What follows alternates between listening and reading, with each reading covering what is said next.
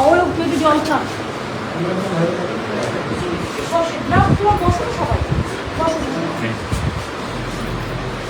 আপনি কখন এসছেন?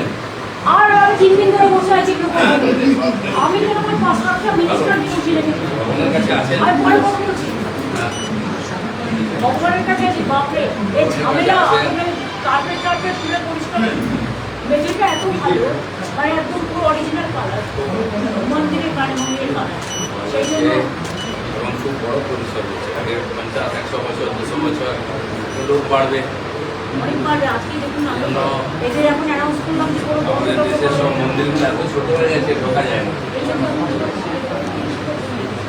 আমি পঁচিশে করছি বাড়িয়ে তারপরে আমাদের গেস্ট হাউস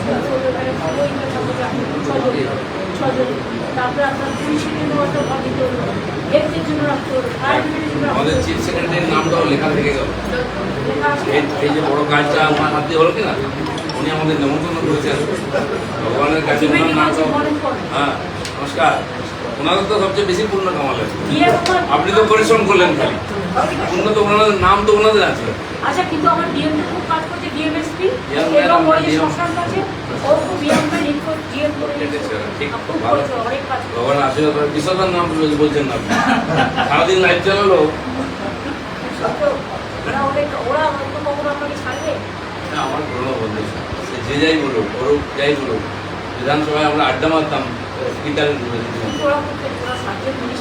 আরে এত গরম না ওই সময় যদি এত গরম মাঝে খাওয়া দিয়ে দিচ্ছে আর তারপরে যোগ্য হয়েছে কি মানে কালকে তো আমি 4 ঘন্টা পুড়েছি শুধু আগুনে ওগুলো চৌকা ঢুকে এ করে দিই বাপরে বাপ আগুনে না রেস্ট না এখন আবার মিটিং করবো ওই আমাদের নাসিন্দা ওই অব্দি বৃষ্টি হয়েছে ওদিকটা বুঝলেন তো এদিকে বৃষ্টি নেই। আমি দেখলাম তো আপনারা বসে আছেন মাথায় কাপড় দিয়ে করে রোদ্দুরে আমরা ওখানে ঠান্ডায়।